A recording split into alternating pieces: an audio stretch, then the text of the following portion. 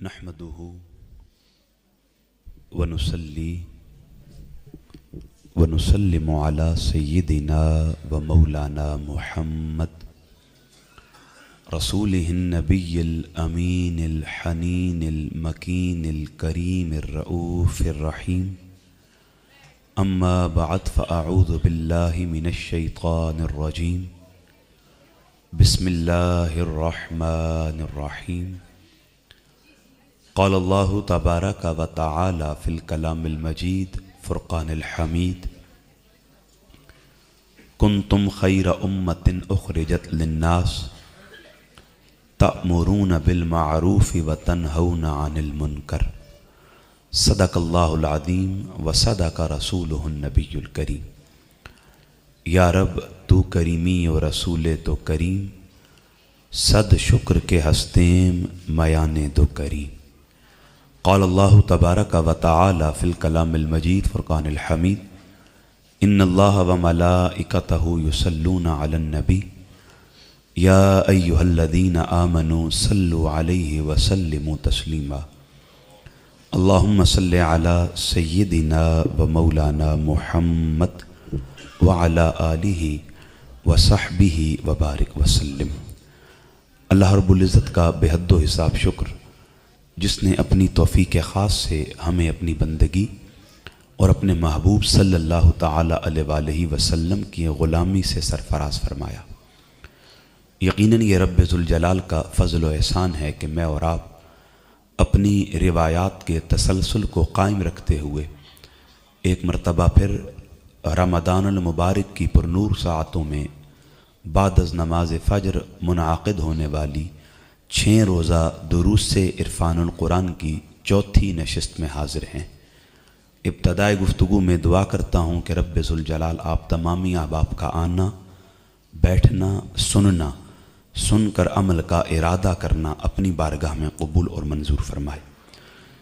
हदिया तबरीक के तौर पर मैं जुमला उलमाए इस्लाम का, मशाइख़ इज़्ज़ाम का, सादात किराम का, हमारी इफ़्फ़त मआब बहनों बेटियों का, बिलमुत्तसिल आप अहबाब का समीम क़ल्ब से शुक्रिया अदा करता हूँ और तहरीक मिनहाजुल कुरान चकवाल के जुमला कायदीन, ज़िम्मेदारान, रुफ़क़ा, वाबस्तगान और तमाम फ़ोरम्स के जमी ओहदेदारान, सबसे बढ़कर मिनहाजुल कुरान विमेन लीग की हमारी बहनें, बिलमुत्तसिल मिनहाज यूथ लीग के जवान, जिनकी मसाई से आपकी सिटिंग अरेंजमेंट्स हुई, MSM के नौजवान, उलमा कौंसल के तमाम अहबाब, सबसे बढ़कर ज़िले सदर मोहतरम चौधरी नज़र साहब, तहसीली सदर मोहतरम मलिक नज़र साहब,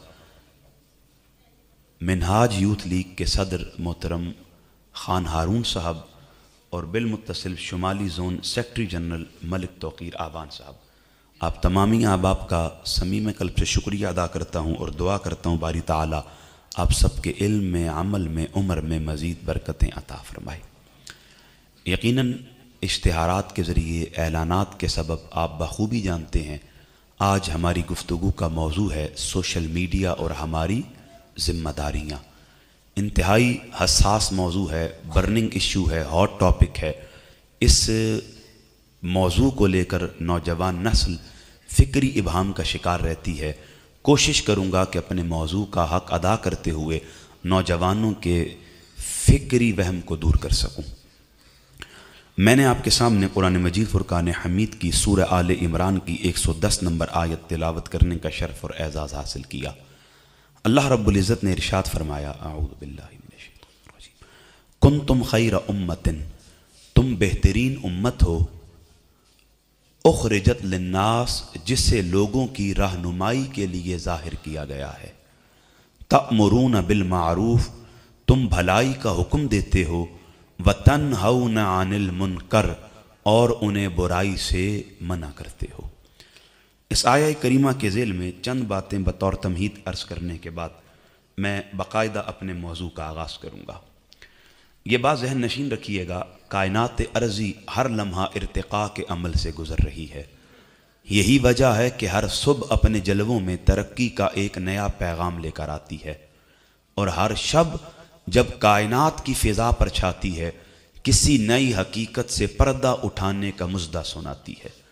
جس طرح ترقی کا یہ سفر انسانی حیات کے تمام شعبوں میں جاری ہے، اسی طرح میڈیا کا میدان بھی برق رفتاری کے ساتھ ترقی کرتا چلا جا رہا ہے۔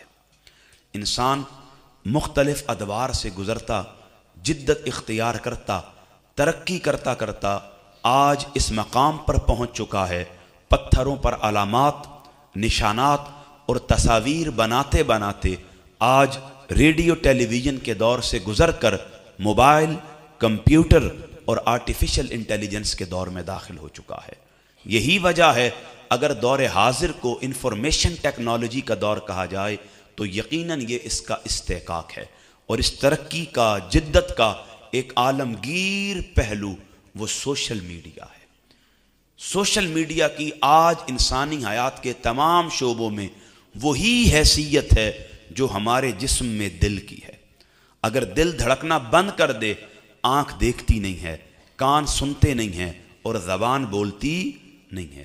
اور اسی طرح اگر آپ آج دور حاضر کی ترقی سے سوشل میڈیا کی نفی کر دیں، انسانی حیات کے تمام شعبوں کی نفی ہو جاتی ہے۔ یہ عمومی طور پر دو لفظوں کا مرکب ہے، ایک ہے سوشل، ایک ہے میڈیا۔ یہ دونوں انگریزی زبان کے الفاظ ہیں۔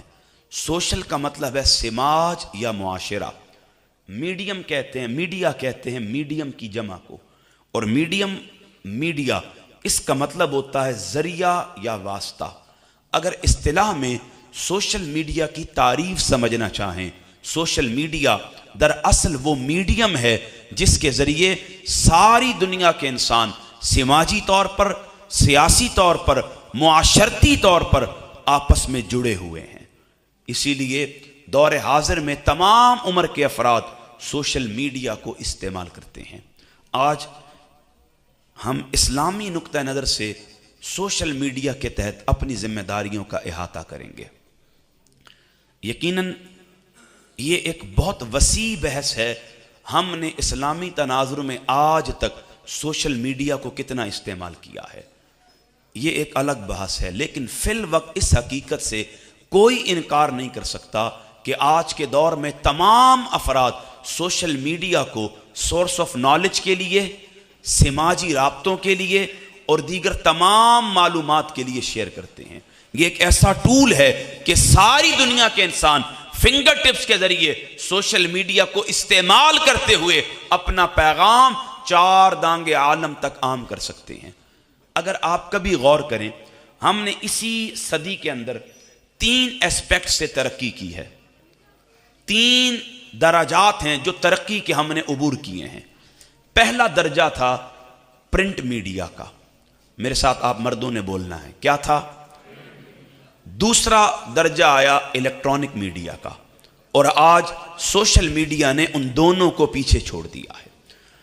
پرنٹ میڈیا اور الیکٹرانک میڈیا ایک وقت تک اس کا توتی بولتا رہا ہے، لیکن ان دونوں میڈیاز میں ایک بہت بڑا ایشو، ان کے اندر ایک بہت بڑا مسئلہ تھا۔ پرنٹ میڈیا کا مسئلہ یہ تھا، اخبارات کے ذریعے، جریدوں کے ذریعے، رسائل کے ذریعے پیغام رسانی کا کام کیا جاتا تھا۔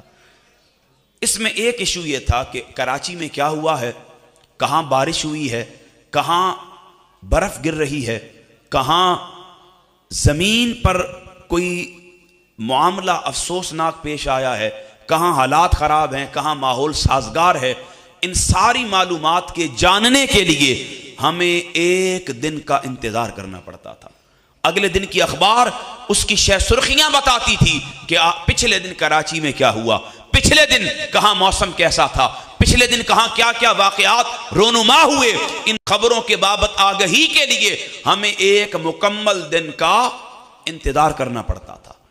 پھر آیا الیکٹرانک میڈیا، 1 گھنٹے میں کیا معمولات ہو گئے ہیں، 1 گھنٹے میں دنیا میں کیا تبدیلی آئی ہے، کتنی جدت اور کوئی ٹیکنالوجی متعارف ہوئی ہے، اس کے لیے 1 گھنٹے کا انتظار کرنا پڑتا تھا۔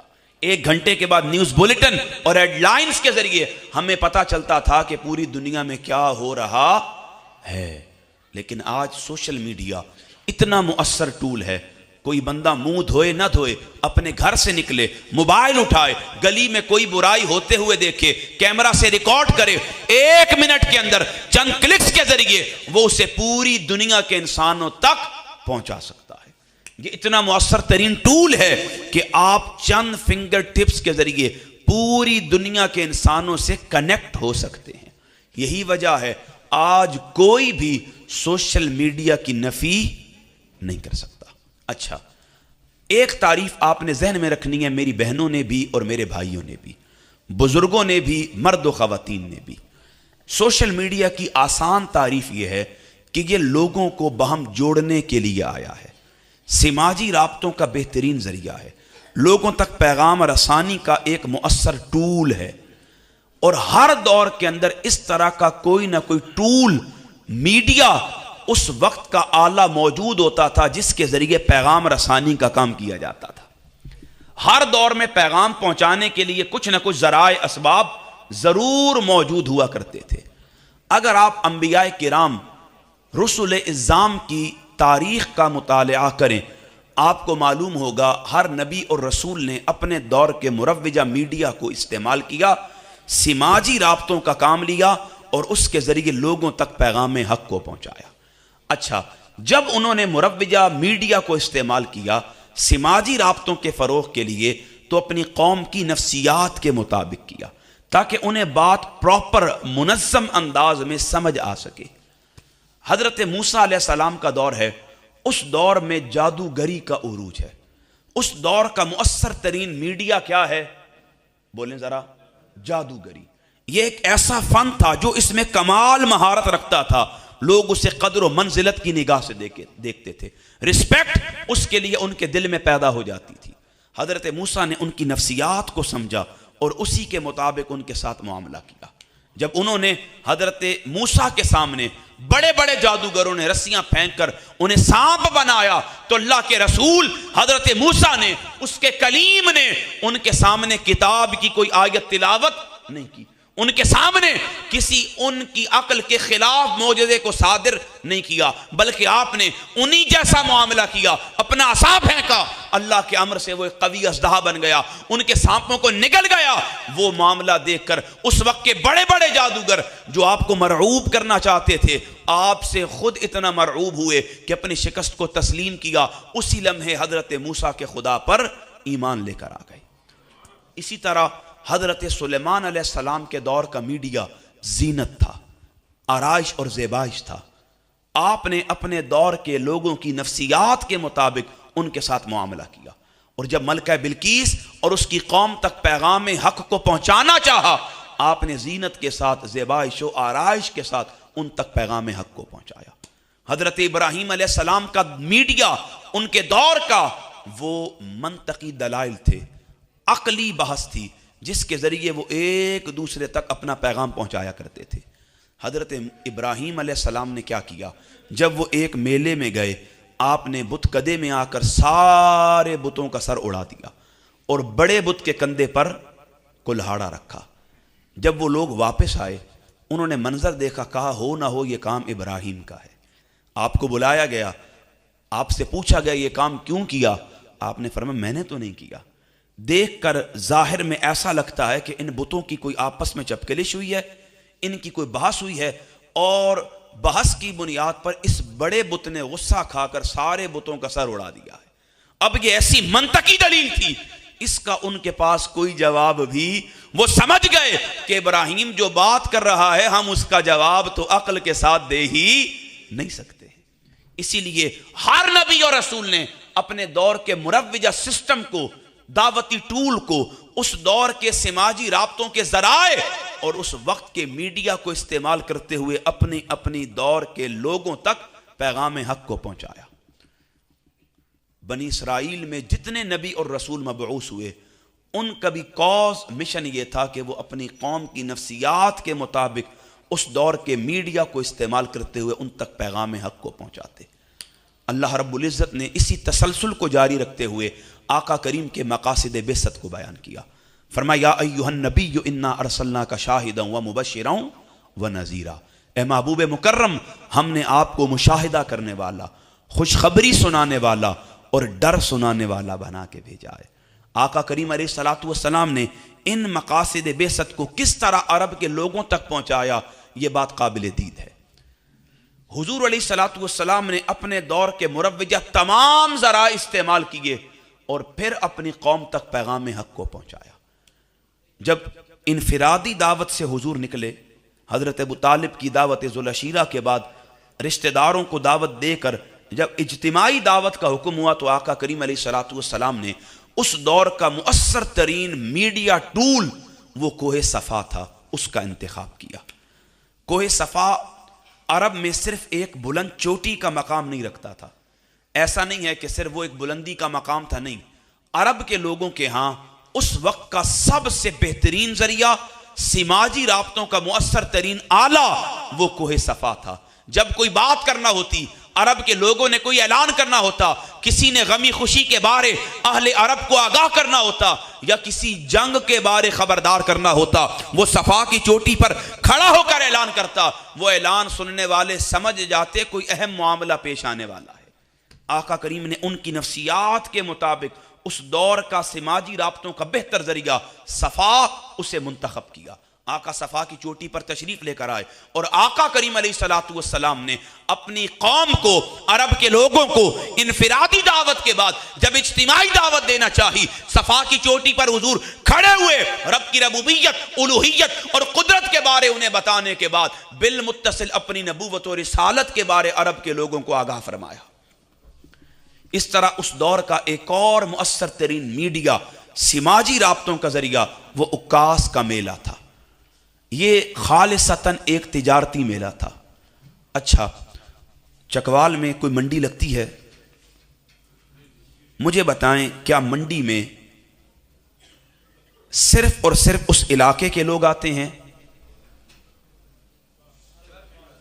اونچا بولیں۔ قرب و جوار سے، اطراف و اکناف سے بھی لوگ آتے ہیں۔ اچھا، جو منڈی میں لوگ آ رہے ہوتے ہیں مال بیچنے کے لیے، کیا ان کا مذہب ایک ہوتا ہے؟ ان کی قوم ایک ہوتی ہے؟ ان کی زبان ایک ہوتی ہے؟ ان کی تہذیب و ثقافت ایک ہوتی ہے؟ نہیں۔ جو منڈی میں لوگ آتے ہیں وہ صرف اس علاقے کے نہیں ہوتے، وہ صرف ایک زبان کے حامل نہیں ہوتے، وہ ایک مذہب کے ماننے والے نہیں ہوتے، وہ ایک قوم کے حامل نہیں ہوتے، بلکہ وہ اطراف و اکناف سے آتے ہیں۔ ان کا مذہب اور ہوتا ہے، زبان اور ہوتی ہے، تہذیب و ثقافت، حتیٰ کہ ان کی قومی شناخت بھی مختلف ہوتی ہے۔ اب یہی حال تھا عکاس کے میلے کا۔ دور و نزدیک سے لوگ آتے، اطراف و اکناف سے جمع ہوتے، دن میں اپنا مال تجارت بیچتے، رات میں شراب نوشیوں میں، عیش کوشیوں میں، خار مستیوں اور بد مستیوں میں محو ہو جاتے۔ قربان جاؤں، آقا کریم علیہ الصلوۃ والسلام نے دیکھا چونکہ یہ دور و نزدیک سے آتے ہیں، ان کا مذہب، زبان، ثقافت، تہذیب ایک نہیں ہے، اس لیے حضور نے سمجھ لیا کہ یہ سماجی رابطوں کا سب سے مؤثر ترین ذریعہ ہے۔ یہ نہیں دیکھا یہاں آ کر یہ برائیاں کرتے ہیں، گناہ میں ملوث ہوتے ہیں، شعر و شاعری کی محافل سجاتے ہیں، لاہ و لعب میں پڑھتے ہیں۔ قربان جاؤں، آقا نے اسے سماجی رابطوں کا بہترین ذریعہ اور اس دور کا مؤثر میڈیا جانتے ہوئے وہاں بھی اپنے قدم رنجا فرمائے اور ان لوگوں کو پیغام حق سنایا۔ اسی طرح اس دور میں مذہبی اجتماعات ایک بہترین میڈیا تصور کیے جاتے تھے۔ دیکھیں، آج کل جو نماز فجر کی تعداد ہوتی ہے نمازیوں کی، وہ دن کی 4 نمازوں میں نہیں ہوتی۔ پھر جو جمعے کی تعداد ہوتی ہے وہ پورے ہفتے کی نمازوں کی تعداد بھی، پھر جو عیدین کے خطبوں کا رش ہوتا ہے وہ جمعے کے خطبوں سے بھی، سارے سال کی نمازوں سے بھی زیادہ ہوتا ہے۔ اسی طرح جو غمی خوشی کے معاملات ہوتے ہیں ان میں بھی گیدرنگ، گیٹ ٹوگیدر جو کیا جاتا ہے وہ ذرا چیزوں سے مختلف ہوتا ہے۔ آقا کریم نے چونکہ سماجی رابطوں کا ایک مؤثر ذریعہ مذہبی اجتماعات تھے، ان میں شرکت کرنا شروع کی اور اس میڈیا کو استعمال کرتے ہوئے اس دور کے لوگوں تک پیغام حق کو پہنچایا۔ اس دور کے اندر آقا کریم علیہ الصلوۃ والسلام نے دیکھا جب صلح حدیبیہ ہو گیا، جنگ بندی ہو گئی، کافر وہاں سمٹ گئے، صحابہ نے آقا کی تعلیم پر بیک ڈور سارا کچھ بند کر دیا۔ چونکہ اب ظاہر میں جنگ بندی تھی، کوئی کام نہیں کرنا تھا، تو آقا کریم علیہ الصلوۃ والسلام نے اس وقت دیکھا کہ اب اس حالت میں کون سا میڈیا مؤثر ہے۔ وہ چمڑے کے ذریعے دیگر علاقہ جات میں خطوط بھیجنا تھا۔ آقا کریم نے اس میڈیا کو اڈاپٹ کیا اور ارد گرد کی ریاستوں اور بادشاہوں تک خطوط کے ذریعے پیغام حق کو پہنچانا شروع کر دیا۔ ایک بڑی دل آویز حدیث ہے، صحیح بخاری کی 5875 نمبر۔ آقا کریم علیہ السلام نے روم کے بادشاہ کو خط بھیجنا چاہا۔ اس دور میں کچھ بادشاہوں کا اصول یہ تھا کہ جب خط پر مہر نہ لگی ہو وہ اس خط کو کھولنا یا پڑھنا بھی گوارا نہیں کرتے تھے۔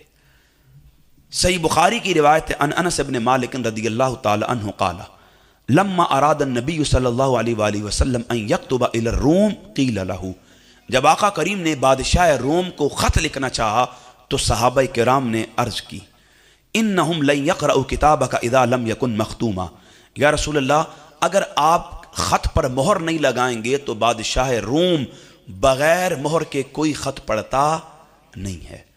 آقا کریم کو معلوم ہو گیا کہ اس دور میں مہر بھی ایک میڈیا کا کام کرتی ہے۔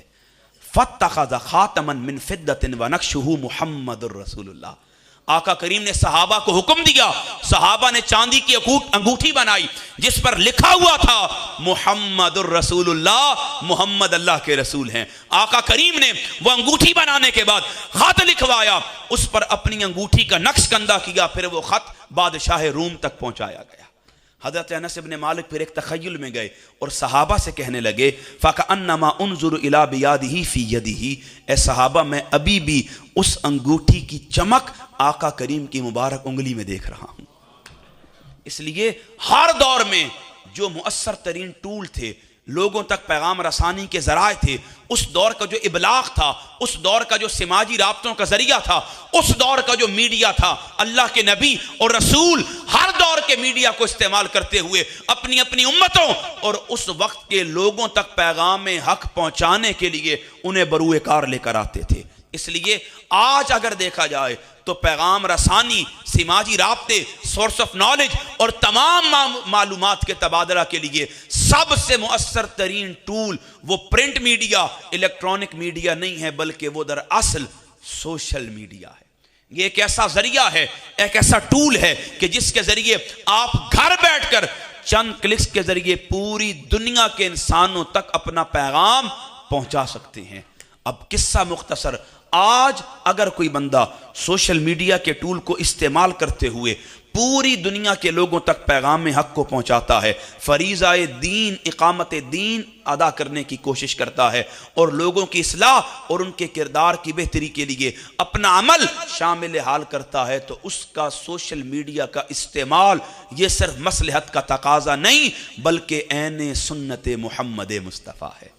اس سے ایک لطیف بات آپ کو بتاتا ہوں، یہ صرف آقا یا دیگر انبیاء اور رسولوں کا طریقہ نہیں بلکہ اللہ کا بھی یہ طریقہ ہے کہ وہ لوگوں کی نفسیات کے مطابق ان کے ساتھ معاملہ اختیار فرماتا ہے۔ اس نے محبوب کو 2 معجزات عطا کیے، ایک معراج کا معجزہ اور ایک قرآن کا معجزہ۔ جب اس نے قرآن اتارا مخاطبین کی نفسیات کو ملحوظ رکھا۔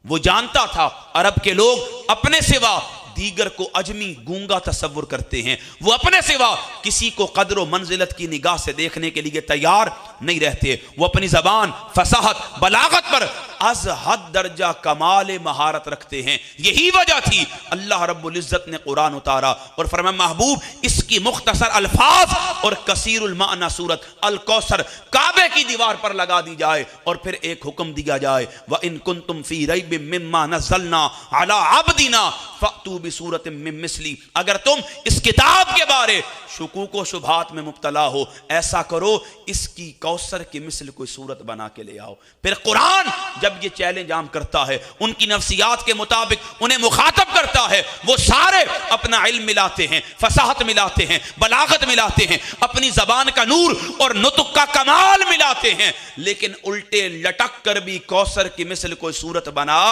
نہیں سکتے ہیں۔ اسی لیے اللہ نے بھی ان کی نفسیات کو ملحوظ رکھتے ہوئے ان کے ساتھ ان جیسا معاملہ کیا۔ اسی لیے آج اگر کوئی سوشل میڈیا استعمال کرتا ہے، چونکہ ہمیں سب کچھ سمجھنے اور لوگوں کو سمجھانے کے لیے اس ٹول کی از حد درجہ ضرورت ہے، اگر کوئی اسے استعمال کرتا ہے تو یہ منشاء خدا بھی ہے، سنت محمد مصطفیٰ بھی ہے۔ یہ آقا کریم علیہ السلام کی سنت بھی ہے۔ ہمارے ہاں المیہ مسئلہ یہ ہے کہ جب کوئی جدت ٹیکنالوجی متعارف کروائی جاتی ہے، عوام میں انٹروڈیوس کروائی جاتی ہے، بعض کم فہم لوگ اسے کافر کہنا شروع کر دیتے ہیں اور اس کے استعمال کو مطلقاً حرام کہنا شروع کر دیتے ہیں۔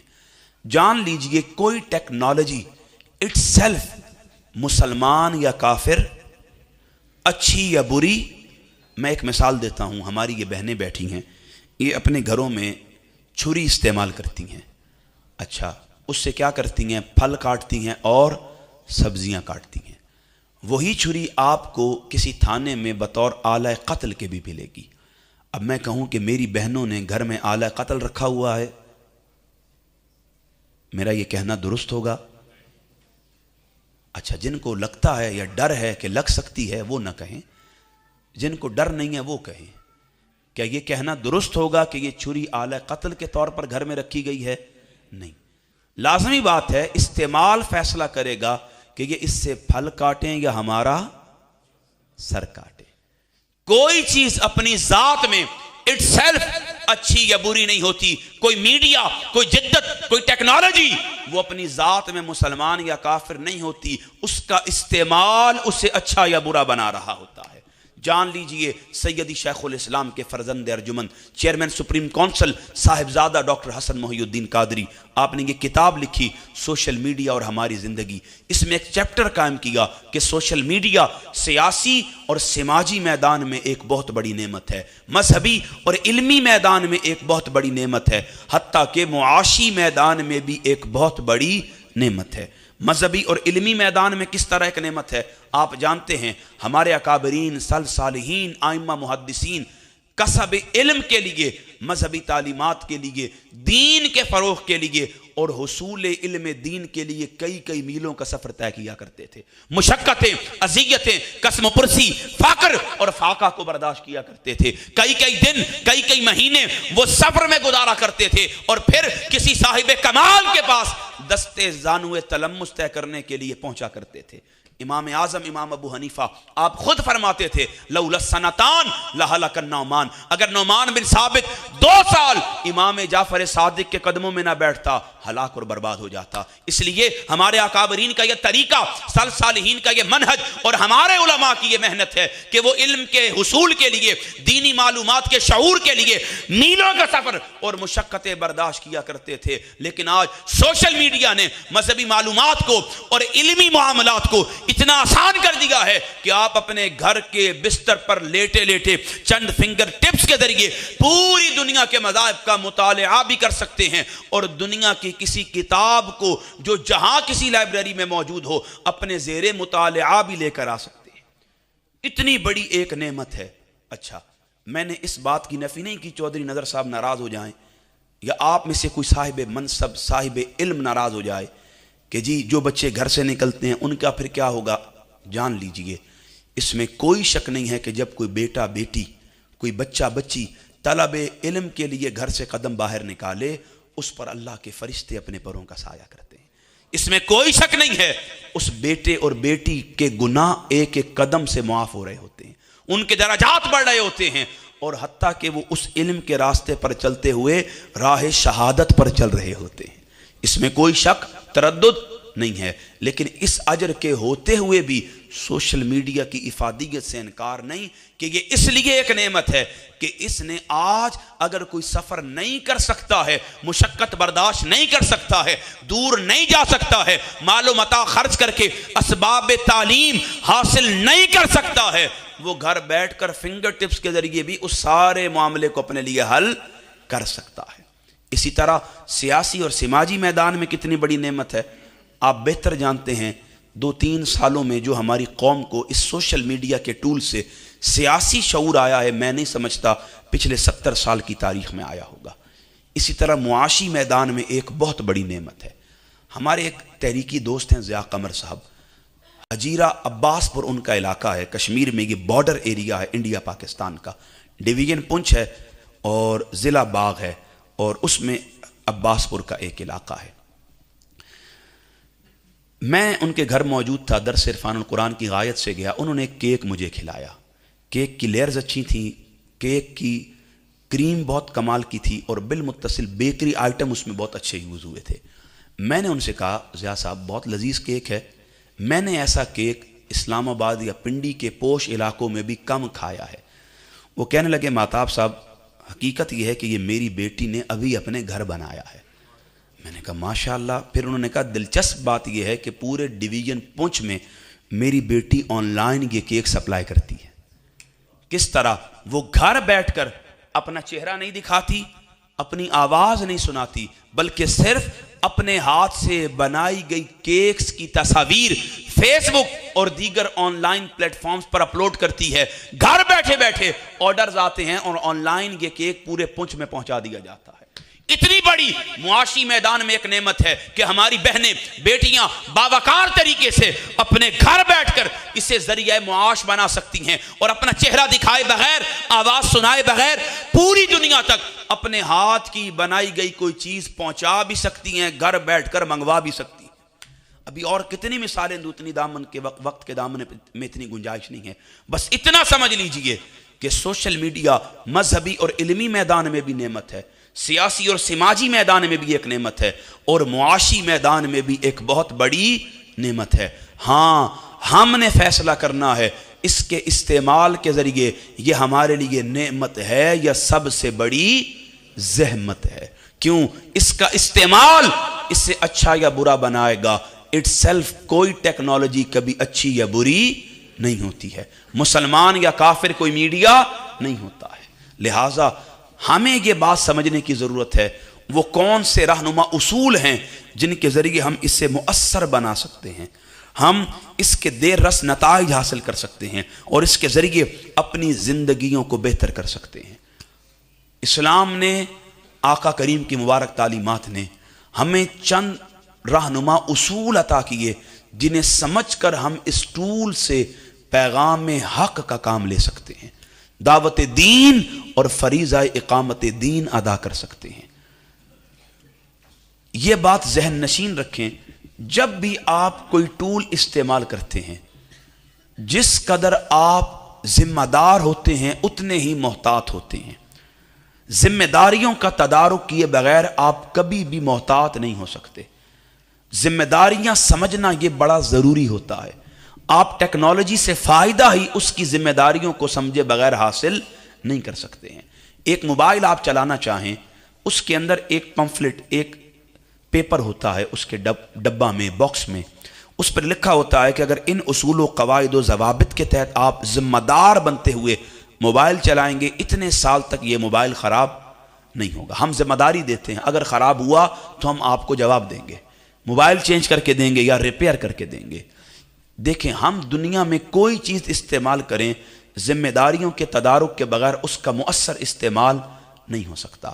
لیکن سوشل میڈیا ایسا ٹول ہے جسے تمام لوگ استعمال کرتے ہیں مگر اپنی ذمہ داریوں کو سمجھنے کے لیے تیار نہیں ہیں. سب سے پہلی ذمہ داری جو اس ٹول کے بابت ہم پر عائد ہوتی ہے اسلامی نقطہ نظر سے, وہ سوشل میڈیا کے استعمال کو با مقصد بنانا ہے. اللہ نے قرآن مجید میں ارشاد فرمایا سورہ مومنون میں آیت 115, افحسبتم انما خلقناکم عبثا, کیا تم لوگ یہ خیال کرتے ہو میں نے تمہیں بے مقصد بیکار پیدا کیا ہے. اللہ رب العزت نے ہمیں غور و خوض کا حکم دیا کہ انسان اپنے جسم پر غور کر اور کبھی اپنی آنکھ, ہاتھ, ناک, کان, اعضائے بدنی پر غور کر کے بتا کیا میں نے تیرے جسم میں کوئی چیز بھی بے مقصد پیدا کی ہے؟ کیا میں نے تجھے اپنی بارگاہ سے بے مقصد بنایا ہے؟ اللہ رب العزت نے ہمارے مقصد تخلیق کو بیان کیا سورہ الذاریات میں, وما خلقت الجن والانس الا لیعبدون, اے حضرت انسان میں نے تجھے اپنی عبادت کے لیے پیدا کیا. اللہ رب العزت کا حکم, اس کا فرمان, آقا کریم کی تعلیمات یہ ہیں, ہم نے اپنی زندگی کو با مقصد بنانا ہے. مجھے بتائیے جو رب ہمیں بے مقصد پیدا نہیں کر رہا وہ کس طرح گوارا کر سکتا ہے کہ ایک ٹول ہماری زندگی کے شب و روز میں شامل ہو اور ہم اسے استعمال کرتے ہوئے اپنی زندگی کو بے مقصد بنا رہے ہوں. جب رب بے مقصد پیدا نہیں کر رہا وہ کسی بے مقصد چیز کا استعمال ہمارے لیے کس طرح گوارا کر سکتا ہے؟ آج سوال پیدا ہوتا ہے, ہم میں سے کتنے لوگ ہیں جنہوں نے سوشل میڈیا کے آنے کے بعد اپنی زندگیوں کو با مقصد بنایا ہے؟ ہماری حالت حیثیت حقیقت یہ ہے ہم ساری رات یوٹیوب، ٹک ٹاک، فیس بک، اسنیپ چیٹ، انسٹاگرام اور دیگر تمام ٹولز کو استعمال کرتے ہیں. ساری رات ہم اپنی اسکرین کو اسکرول کرتے رہتے ہیں، اور جب اللہ کا منادی صبح فجر کے لیے ہمیں کامیابی کی طرف، دارین میں نجات کی طرف، اخروی حیات میں کامرانی کی طرف بلاتا ہے، ہم اسی لمحے پاور اسکرین کا بٹن آف کرتے ہیں، لمبی تان کر سو جایا کرتے ہیں. جبکہ ہمیں حکم کیا دیا گیا؟ ہم نے اس ٹول کو استعمال کرتے ہوئے اپنی زندگی کو با مقصد بنانا ہے، اپنے معمولات کو با مقصد بنانا ہے، اور اپنی زندگی سے بے مقصدیت کو خارج کرنا ہے. لیکن ہم نے اسی ٹول کو بے مقصد استعمال کرتے ہوئے اپنی عاقبت کو برباد کرنا شروع کر دیا. ہم پر دوسری ذمہ داری عائد کی گئی، امر بالمعروف اور نہی عن المنکر کی. اللہ رب العزت نے ہمیں خیر الامم بنایا، ساری امتوں سے ممیز، منفرد اور ممتاز بناتے ہوئے ہم پر یہ ذمہ داری عائد کی.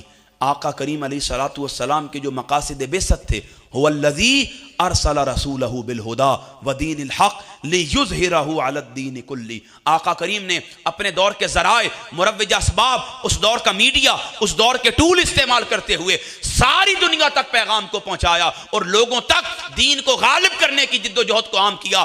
آقا کریم علیہ الصلوۃ والسلام نے اپنا منصب نبوت ادا کرتے ہوئے اس ذمہ داری کو اپنی حیات میں اپنی امت کو منتقل کر دیا، اور امت پر یہ ذمہ داری عائد کی کہ اللہ رب العزت نے تمہیں دیگر تمام امتوں سے اشرف، افضل، برتر بنایا ہے، اور تمہارا کام یہ ہے تم نے بھلائی کا حکم دینا ہے اور برائی سے منع کرنا ہے. آقا کریم نے اس کوس کے لیے طائف کے بازاروں میں کیا کچھ برداشت نہیں کیا، ذوالمجاز کی منڈی میں کتنے ستم گوارا نہیں کیے، اوقاس کے میلے میں آقا کے ساتھ کیا کچھ نہیں ہوا. حتیٰ کہ شیب ابی طالب کا وہ عرصہ اپنے ذہنوں میں زندہ کیجئے کہ کس قدر مشقت، مفلسی، فقر اور فاقہ کے ساتھ میرے آقا نے اپنی حیات کا وہ عرصہ گزارا ہے. بالمتصل جب حضرت ابو طالب آقا کی بارگاہ میں حاضر ہوئے، عرض کی کفار کے لوگ آئے ہیں، وہ کہتے ہیں ایک بار ہماری طرف سے سفارش کر دیں، اپنی بات نہیں کرتا، ان کا پیغام لے کر آیا ہوں، کیا آپ اس فکر کو چھوڑ سکتے ہیں؟ آقا کریم نے فرمایا چچا ان لوگوں کو بتا دیجئے اگر میرے دائیں ہاتھ میں سورج اور بائیں ہاتھ میں تم چاند رکھو گے تب بھی تأمرون بالمعروف وتنہون عن المنکر، اس فریضے سے پیچھے نہیں ہٹوں گا. لیکن آج ہمارا المیہ، ہماری حالت، ہماری حیثیت، ہماری حقیقت یہ ہے ہم اپنی صفوں میں وہ بندہ برداشت نہیں کرتے جو حق بات کرنے کا عادی ہو. ہم اپنے خاندان میں، برادری میں، رشتہ داروں میں اس بندے کو بیٹھنے نہیں دیتے جو ہمیں برائی سے منع کرتا ہو. ہم میں سے کتنے لوگ ہیں جو اپنے احوال و واقعات و تغیرات پر نظر رکھتے ہوئے لوگوں تک بھلائی کی دعوت کو عام کرتے ہیں اور برائی سے انہیں منع کرتے ہیں. نہیں نہیں نہیں، ہم تو مستفوی انقلاب کی کوئی بات کرے اس صاحب کمال کو پسند نہیں کرتے ہیں. کوئی ہمارے اخلاقی اقدار کی بحالی کی کوشش کرے ہم تو اس ذات کو پسند نہیں کرتے ہیں. کوئی ہم میں آقا کریم کے دین کو فروغ دینا چاہے ہم اس شخصیت کو گوارا نہیں کرتے ہیں. کیوں؟ ہمارا عمل یہ ہے ہم برائی کی دعوت دیتے ہیں اور بھلائی سے منع کر رہے ہوتے ہیں. ہمارا ایک عزیز ہے، لوگوں نے کہا پاگل ہو گیا ہے. مجھے اس میں کوئی پاگلوں والی بات نظر نہیں آتی تھی. میں نے کبھی غور کیا تو دیکھوں تو صحیح کہ اس میں پاگلوں والی کون سی بات ہے جس کی وجہ سے اسے پاگل کہتے ہیں. غور کیا تو پتہ چلا آذان ہو جائے پھر وہ کسی کو گھر بیٹھنے نہیں دیتا، وہ بہنوں کو، بیٹیوں کو ٹی وی لگانے نہیں دیتا، اپنے بھائیوں کو، رشتہ داروں کو گلی محلے میں کھڑا ہونے. بس یہی وجہ تھی چونکہ تأمرون بالمعروف وتنہون عن المنکر، وہ بھلائی کا، نماز کا، فلاح کا، کامیابی کا حکم دیتا تھا، برائی سے روکتا تھا، اس لیے وہ پاگل ہو گیا تھا. ہمارا المیہ یہ ہے ہم برائی کی دعوت دیتے ہیں اور بھلائی سے. درس قرآن کرانا ہو، تنظیم نے ایفرٹ کرنی ہو، منہاج القرآن کے احباب نے لوگوں تک پیغام پہنچانا ہو، یہ دھکے کھاتے ہیں گلیوں میں، مارے مارے پھرتے ہیں. بہنیں عفت مآب بیٹیاں لوگوں کی دہلیز پر جاتی ہیں، عفت مآب بیٹیوں کو دین کی دعوت دیتی ہیں، لیکن ساری عمر یہ محنت کرتے کرتے تھکے نہیں ہیں. وہیں کسی کتے کی ریس ہو، کسی ککڑ کی لڑائی ہو، دعوت دینے کی ضرورت نہیں ہوتی. کسی نے جسم کا برہنہ ڈانس کرنا ہو، ساری دنیا لوگ ٹوپیاں مسجد کی سر پہ پہن کے تسبیحاں پکڑ کے وہاں کھڑے ہوئے ہوتے.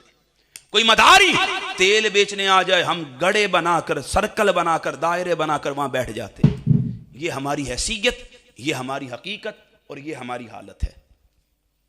ہمارا کام یہ ہے، عادت وتیرہ مزاج یہ ہے کہ ہم لوگوں نے کبھی بھلائی کی دعوت دی ہی، کیونکہ ہم بھلائی سے منع کرتے ہیں اور برائی کی دعوت دیتے ہیں. اسی طرح ہم پر یہ ذمہ داری عائد کی گئی کہ ہم نے بغیر تحقیق کے کبھی معلومات شیئر نہیں کرنی. ہم میں سے کتنے بندے ہیں جب وہ فیس بک کی کوئی ویڈیو، ٹک ٹاک کی کوئی ریل کسی دوسرے کو پہنچاتے ہیں تو پہلے کھوج لگاتے ہیں آیا یہ بات سچ پر مبنی ہے یا جھوٹ پر مبنی ہے. کتنے بندے ہیں جو تحقیق کرنے کے بعد، سراغ لگانے کے بعد، کھوج لگانے کے بعد پھر کسی خبر کو دوسروں تک پہنچاتے ہیں. نہیں، ہماری تو حالت یہ ہے. بہت سی مثالیں دے سکتا ہوں لیکن میں صرف ایک مثال پر اکتفا کروں گا. چند فتنہ پرور مولوی، علماء کے علمی اختلاف کی بات نہیں کر رہا، وہ ان کا حق ہے، آقا نے انہیں یہ رائٹ دیا ہے. میں فتنہ پرور مولویوں کی بات کر رہا ہوں جو مسند پر بیٹھتے ہیں اور سیدی شیخ الاسلام کے خلاف نفرت کا اظہار کرنا شروع کر دیتے ہیں. جو سیدی شیخ الاسلام کے خلاف بغض و حسد، من میں چھپی قدورت اور عداوت کا اظہار کرتے ہوئے برملا ان کے خلاف ایک منفی پروپیگنڈے کا محاذ گرم کر رہے ہوتے ہیں. پھر ہمارے سننے والے سامعین کی حالت یہ ہے، کوئی بات آقا کریم علیہ الصلوۃ والسلام کے ارشاد سے موت کی، قبر کے عذاب کی کر رہا ہو، ہم سبحان اللہ کہہ رہے ہوتے ہیں. ہماری حالت یہ ہے، ہماری سماعت کا حسن یہ ہے، ہمیں پتہ ہی نہیں ہوتا کہ مجمع میں بات کیا ہو رہی ہے. بس وہ لوگ جب مولویوں کی فتنہ پر مبنی باتوں کو سنتے ہیں انہیں دوسروں تک پروموٹ کرنا شروع کر دیتے ہیں. کھوج نہیں لگاتے آیا جو بات کی ہے وہ سچ پر مبنی ہے یا جھوٹ پر مبنی ہے. یہ بھی نہیں دیکھتے وہ جس کے خلاف عرضہ سرائی کر رہے ہیں اس مرد قلندر نے قرآن کا ترجمہ عرفان القرآن لکھا ہے. اس نے 7 جلدوں پر سورہ فاتحہ کی تفسیر لکھی ہے، 3 جلدوں پر سورہ بقرہ کی تفسیر لکھی ہے. اس نے قرآن مجید کی 40 جلدوں پر عربی زبان میں علماء عرب کے عقائد کی اصلاح کے لیے عربی زبان میں تفسیر لکھی ہے. اس مرد قلندر نے 8 جلدوں پر قرآن کا انسائکلوپیڈیا لکھا ہے. آقا کی حدیث کے الگ الگ موضوعات بنا کر حضور کی حدیث کو جمع کرتے ہوئے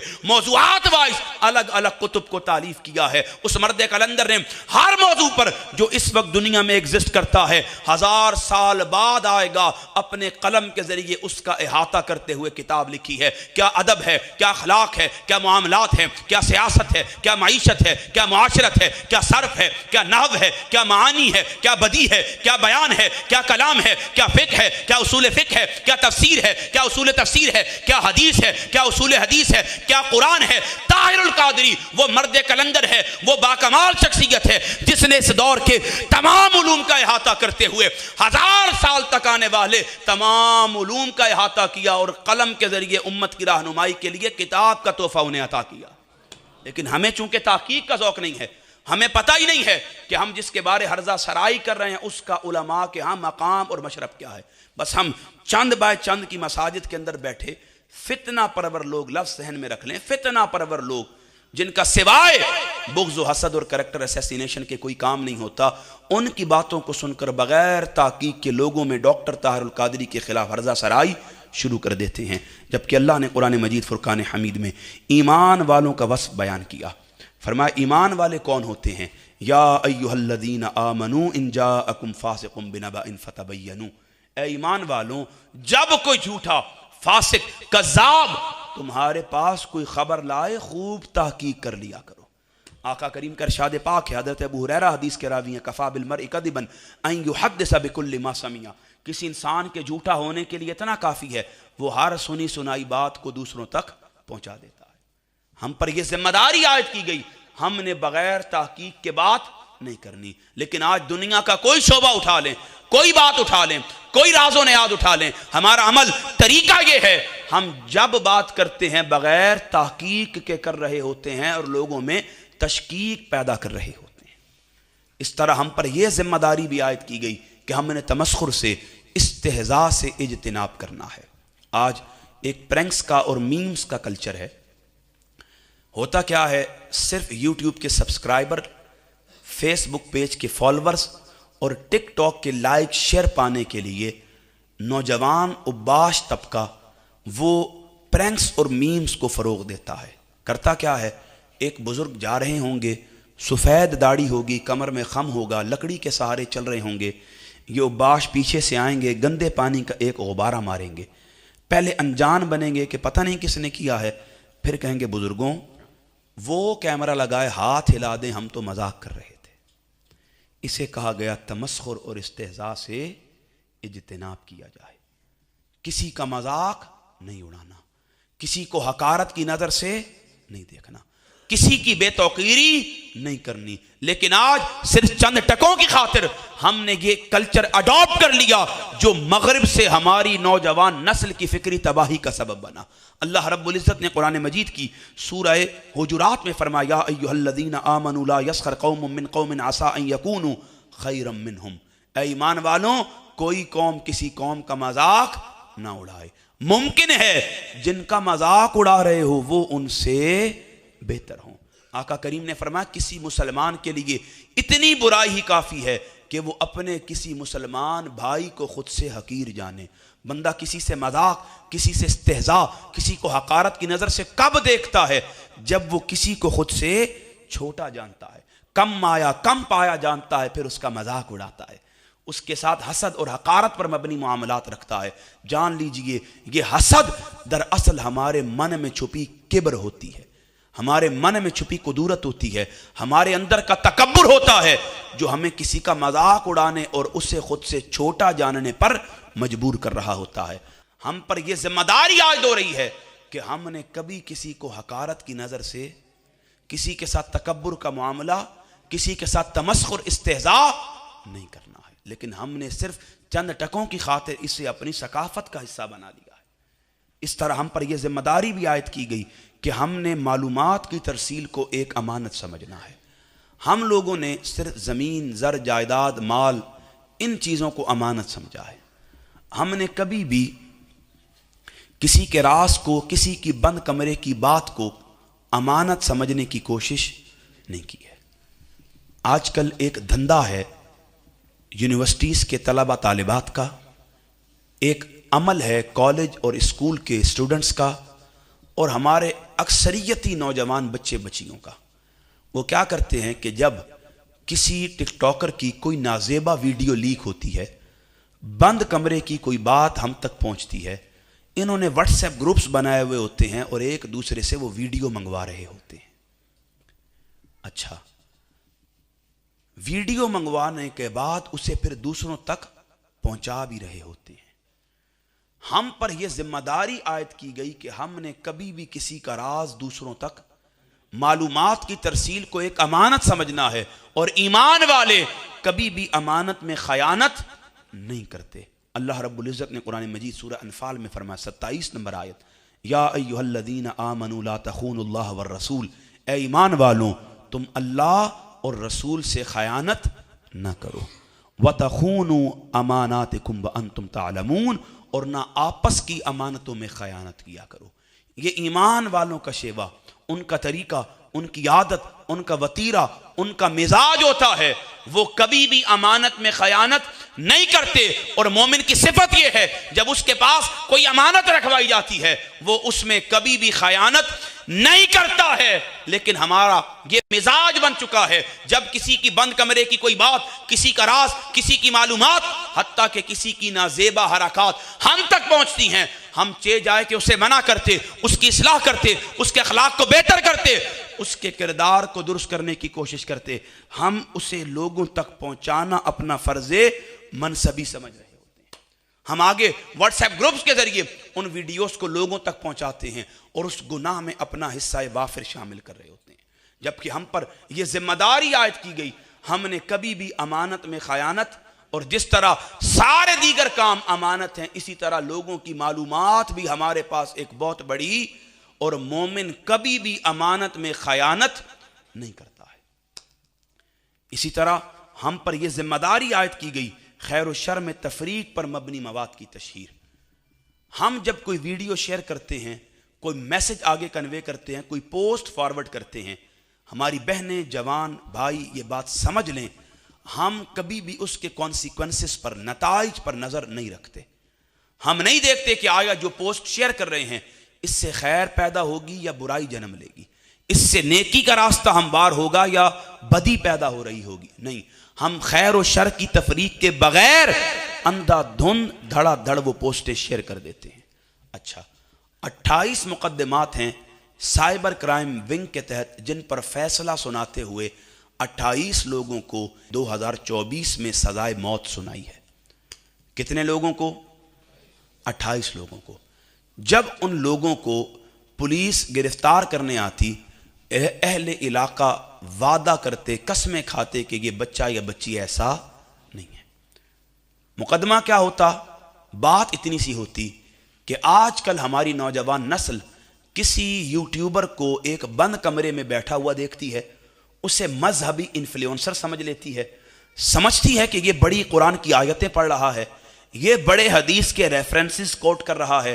وہ سمجھتے ہیں چونکہ یہ باتیں تو ہمارے علماء نے ہمیں کبھی بتائی ہی نہیں تھی، انہوں نے ہمیں سمجھائی ہی نہیں تھی، یہ حدیثیں تو انہوں نے ہمیں دکھائی ہی نہیں تھی۔ بس وہ اس مذہبی انفلوئنسر کو حقیقت سمجھتے ہوئے، کل سمجھتے ہوئے، مطلق جانتے ہوئے اس کی باتوں کو لوگوں تک پہنچانا شروع کر دیتے ہیں کہ دیکھو یہ قرآن کی بات کرتا ہے، حدیث کے ریفرنسز بتاتا ہے۔ پھر ہمارے لوگ جب اس کی ویڈیوز کو شیئر کرتے ہیں، چونکہ علم ہوتا نہیں ہے، علماء کے پاس بیٹھے نہیں ہوتے، کسی سے زانوے تلمس طے کیا نہیں ہوتا، انہیں پتہ نہیں ہوتا کہ اس بندے نے اس ویڈیو کے کسی حصے میں، کسی کونے میں، کسی خدرے میں مقدسات کی توہین کی ہوتی ہے، صحابہ کی ہردہ سرائی کی ہوتی ہے، اہل بیت کی عظمت کے بابت کوئی ہلکا لفظ بولا ہوتا ہے، حتیٰ کہ اللہ اور رسول کی اہانت پر مبنی کوئی کلمہ کہا ہوتا ہے۔ جب وہ ایسی کوئی بات کرتا ہے، چونکہ ان نادانوں کو پتہ نہیں ہوتا، انہیں معلومات نہیں ہوتی، انہیں خبر نہیں ہوتی کہ کیا لفظ توہین پر مبنی ہوتا ہے، بس یہ اندھا دھند لوگوں کی دیکھا دیکھی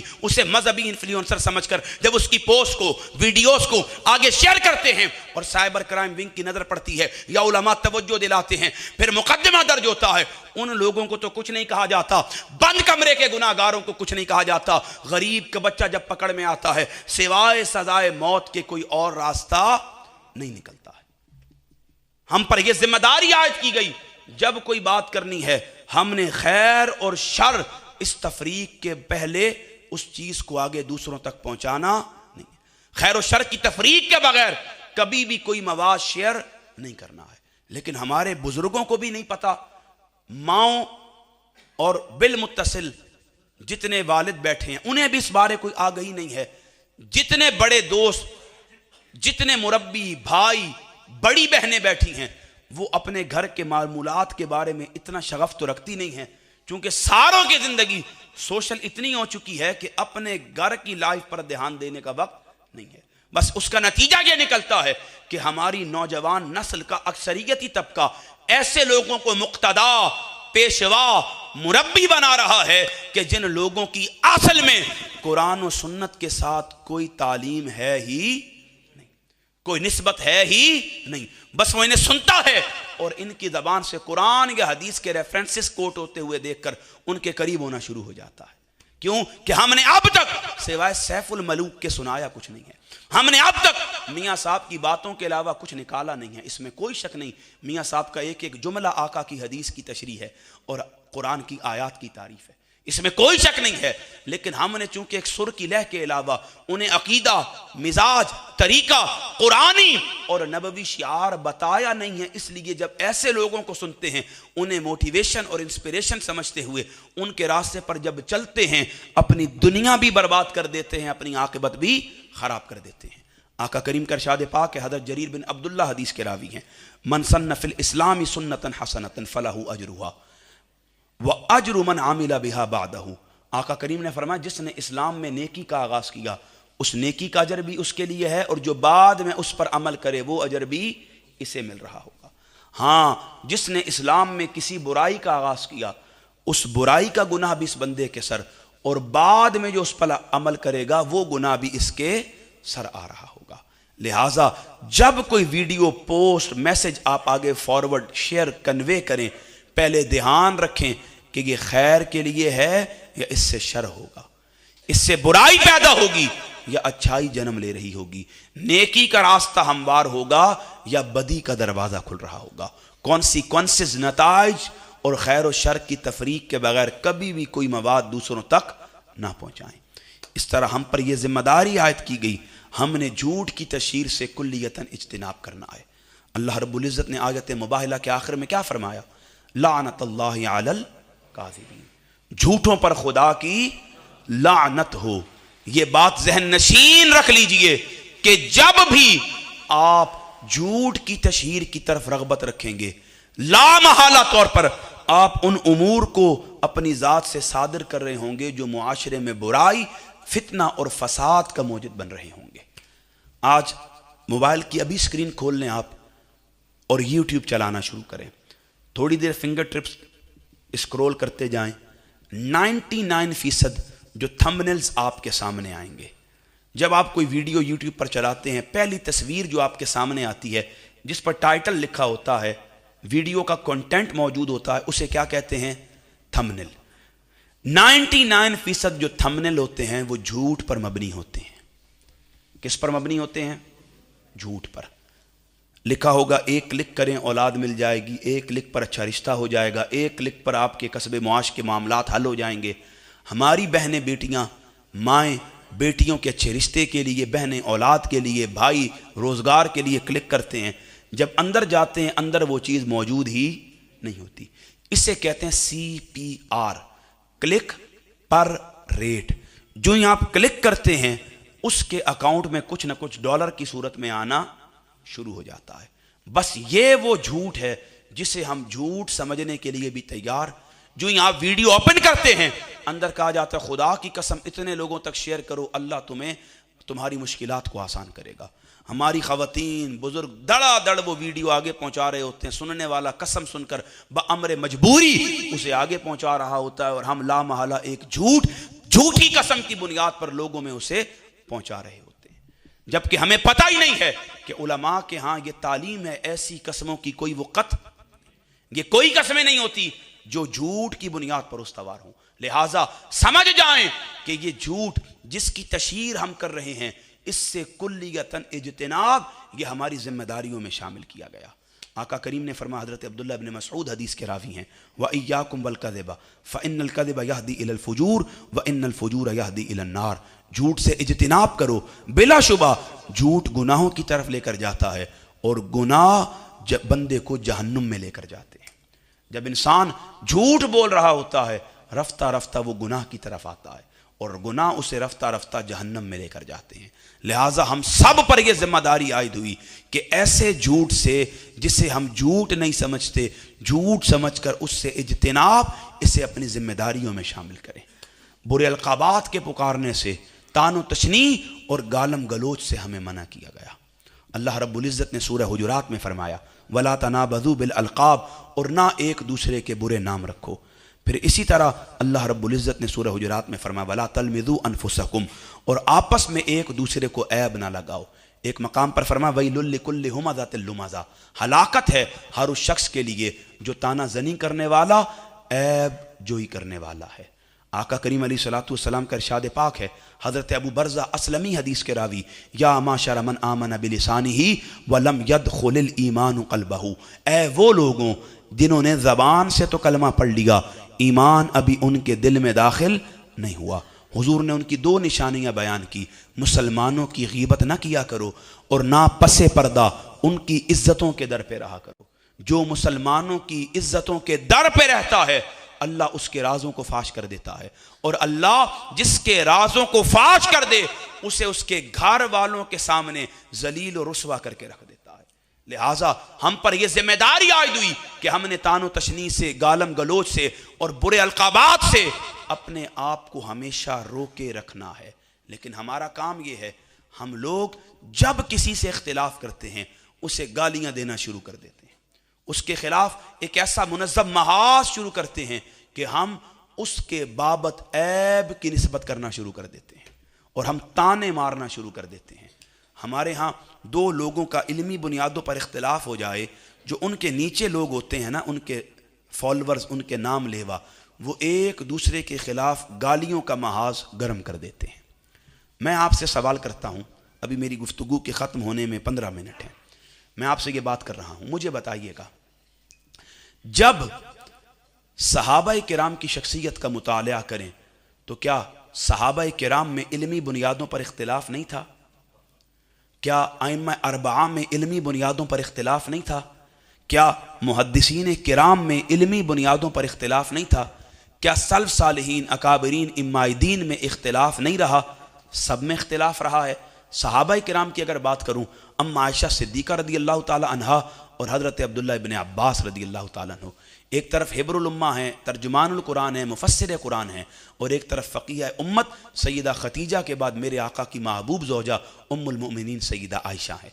علمی بنیادوں پر دونوں میں ایک مسئلہ پر اختلاف ہوا، مسئلہ ہے رؤیت باری تعالی۔ صحیح بخاری کی روایت، اما عائشہ فرماتی ہیں جس نے کہا معراج کی رات رسول اللہ نے اللہ کو دیکھا، اس نے جھوٹ کہا ہے۔ اور وہیں عبداللہ ابن عباس اور کبار صحابہ تھے جو فرماتے تھے آقا کریم نے فرمایا رأیت ربی فی احسن صورہ، میں مصطفیٰ نے اپنے رب کو اس کی بہترین صورت میں دیکھا ہے۔ اب مجھے بتائیں دونوں باتوں میں علمی آراء کے مطابق اختلاف پیدا ہوا یا نہیں ہوا؟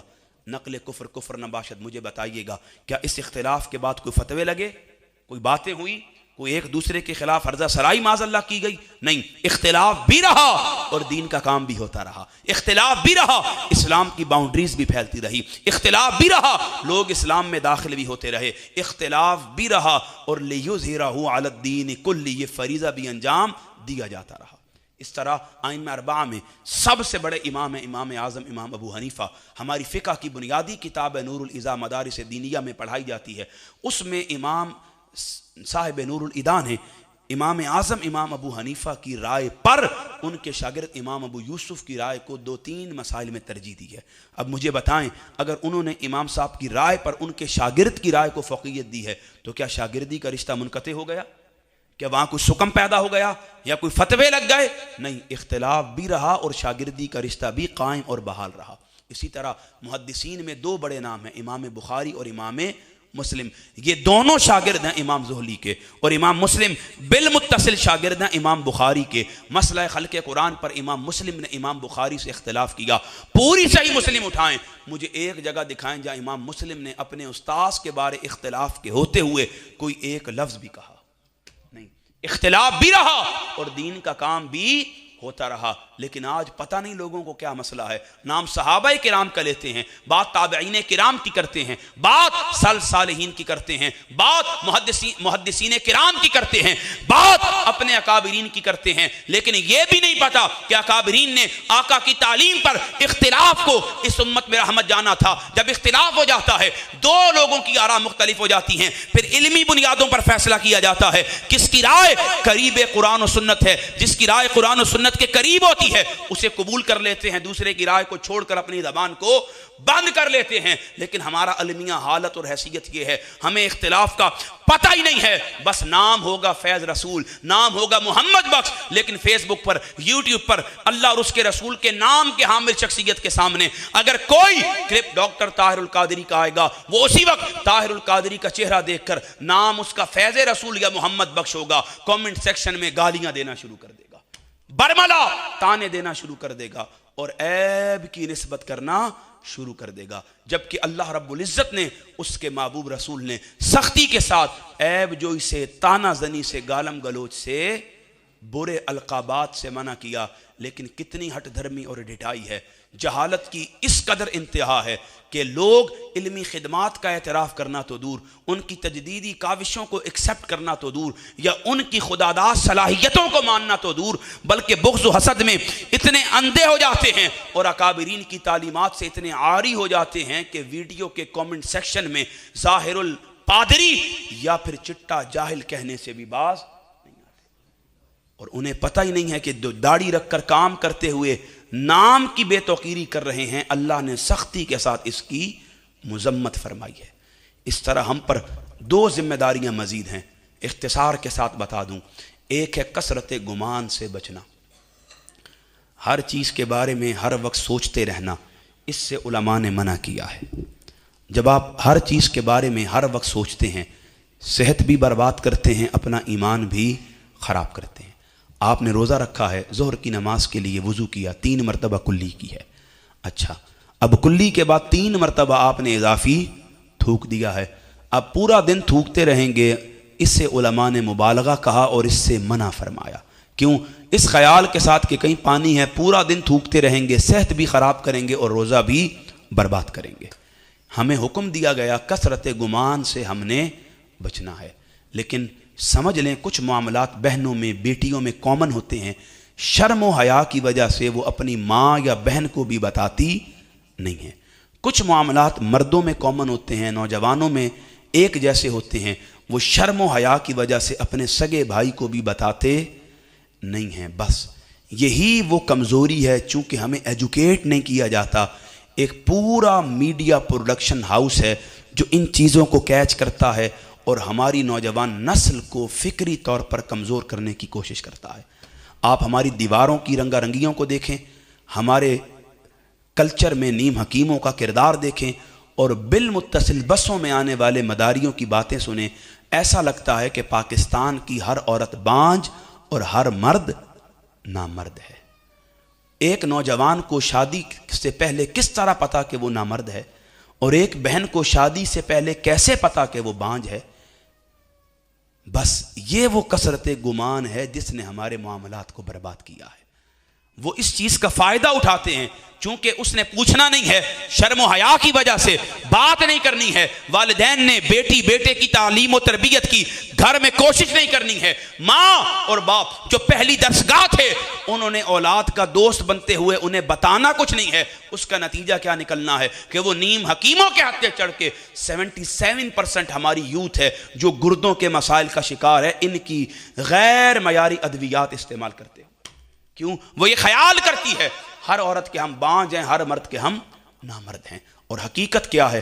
اللہ نے قرآن مجید میں سختی کے ساتھ اس کی مذمت کی اور ہم پر یہ ذمہ داری عائد کی۔ سورہ حجرات فرمایا، یا ایھا الذین آمنوا اجتنبوا کثیرا من الظن ان بعض الظن اثم، اے ایمان والوں کثرت گمان سے بچو، بے شک بعض گمان گناہ ہوتے ہیں۔ آقا کریم نے فرمایا کثرت گمان بدترین گناہ ہے۔ لہٰذا ہم سب پر یہ ذمہ داری عائد کی گئی کہ اللہ نے ہمیں احسن تقویم بنا کر ہمیں ساری مخلوقات سے اشرف افضل اعلیٰ بنایا ہے، اور رب نے جو ہمیں بنایا ہے ہمیں اس میں کوئی عیب ماننے کی ضرورت نہیں ہے، اور کثرت گمان سے خود کو بچا کر اپنی صحت بھی باقی رکھنی ہے، ایمان بھی قائم رکھنا ہے۔ اس طرح ہم پر یہ ذمہ داری آخری عائد کی گئی، فحاشی، بے حیائی اور عریانی کے کاموں سے بچا جائے۔ یہ ذمہ داری ہم پر عائد کی گئی کہ ہم نے ان کاموں سے خود کو بچانا ہے۔ اللہ رب العزت نے قرآن مجید میں ارشاد فرمایا سورہ النور میں، ان الذین یحبون ان تشیع الفاحشۃ فی الذین آمنوا لہم عذاب علیم، بے شک وہ لوگ جو اس بات کو پسند کرتے ہیں کہ مسلمانوں میں بے حیائی پھیلے، ان کے لیے دنیا اور آخرت میں دردناک عذاب ہے۔ ہمارے ذہنوں میں فحاشی کی ایک ادھوری تعریف ہے۔ ہم سمجھتے ہیں صرف اپنا جسم بے لباس کر دینا یہ فحاشی ہے۔ جان لیجئے صرف جسم بے لباس کرنا یہ فحاشی، یہ بڑی فحاشی ہے، لیکن صرف یہ فحاشی نہیں، بلکہ عورت کا اپنے چہرے کے سطر کے مخصوص حصے کے علاوہ ایک ذرہ بھی دکھانا وہ کیا ہے؟ بولیں ذرا۔ اور اپنے ٹخنے سے اوپر ایک بال کی جگہ دکھانا وہ کیا ہے؟ اور مرد کے لیے اپنے سطر مخصوصہ کے علاوہ ایک حصہ بھی جسم کا عجیب انداز میں کسی کو دکھانا یہ کیا ہے؟ فحاشی ہے۔ اب سمجھ لیں کس طرح ہماری نوجوان نسل کو تباہ و برباد کرنے کے لیے بالباس فحاشی ہمارے کلچر میں راسخ کی جا رہی ہے، ہمارے گھروں کا حصہ بنائی جا رہی ہے، اور ہم اسے فحاشی سمجھنے کے لیے بھی تیار نہیں ہیں۔ ایک باپ ہے یوٹیوب پر، اس کی 4 بیٹیاں ہیں، وہ کیا کرتا ہے؟ اپنی بڑی بیٹی کے لیے ایک لڑکے کا انتخاب کرتا ہے۔ وہ لڑکا اپنے والدین کی موجودگی میں ان کے گھر آتا ہے، لڑکا لڑکی ایک دوسرے کے ہاتھ میں انگوٹھی پہناتے ہیں، گلے ملتے ہیں، ان کی منگنی ہو جاتی ہے۔ منگنی کے بعد اب وہ لڑکا کبھی اس کے والدین کی موجودگی میں، کبھی اس کی والدین کی عدم موجودگی میں ان کے گھر آتا ہے۔ اس لڑکی کو لیتا ہے، اس کی 3 بہنوں کو لیتا ہے، پچھلی سیٹ پر 3 بہنیں بیٹھتی ہیں، فرنٹ سیٹ پر منگیتر بیٹھتی ہے، لانگ ڈرائیوز پر جاتے ہیں، تحفے تحائف ایکسچینج کرتے ہیں، سارے معمولات زندگی کو ادا کرتے ہیں اور اس طرح اپنی محبت کی پینگیں چڑھا رہے ہوتے ہیں۔ اسی طرح اس لڑکی کی 3 بہنیں ہیں، وہ کبھی بہنیں اپنی اس بڑی بہن کا منظرنامہ اس طرح پیش کرتی ہیں، کبھی وہ دکھاتی ہیں ہماری بہن سو کر اٹھی تو ایسی لگ رہی تھی، اس نے منہ دھویا تو ایسی لگ رہی تھی، وہ میڈیکیور پیڈیکیور کروا کر ایسی لگ رہی تھی، ہماری بہن اپنے جسم پر ٹی شرٹ پہنے تو ایسی لگ رہی ہے، ٹراؤزر پہنے تو ایسی لگ رہی ہے۔ اب اسی جگہ اس لڑکی کی ماں ہے جو کبھی اسے شاپنگ پر لے کر جاتی ہے اور دکھاتی ہے آج بیٹی کے لیے اوپر کیسا لباس لیا ہے، نیچے کیسا لباس لیا ہے۔ پھر وہی اس لڑکی کا باپ ہے وہیں جو کبھی اپنی بیٹی کو برسر بازار لے کر آتا ہے، کبھی برسر میدان لے کر آتا ہے، کبھی بیٹی کے برہنہ بازوؤں کی ویکسنگ کرواتے ہوئے وہ ویڈیوز یوٹیوب اور دیگر اکاؤنٹس پر اپلوڈ کرتا ہے، اور ہماری بہنیں بیٹیاں خیال کرتی ہیں بہنیں ہوں تو ایسی ہوں، ماں باپ ہوں تو ایسے ہوں۔ اسی طرح پاکستان کا ایک یوٹیوبر ہے، لوگوں نے کہا اس کی بڑی مہنگی شادی ہوئی آج کل میں، ساری باتیں ایک طرف، اس کے محرم کے کھچڑے ایک طرف، اس کی ربیع الاول کی دیگیں ایک طرف، اس کا رمضان ٹرانسمیشن میں ٹی وی پر آنا ایک طرف، ساری برائیاں شادی میں سنت نکاح کے کام کے علاوہ ساری ایک طرف، اس کا اپنی بیوی کو دوستوں میں لے کر جانا ایک طرف، گیٹ ٹوگیدر کروانا ایک طرف، ملاقاتیں کروانا ایک طرف، کزنوں سے گلے ملانا ایک طرف، ساری برائیاں، اپنی ماں کو میڈیا پر دکھانا، بہن کو دکھانا، وہ سب ایک طرف ہے۔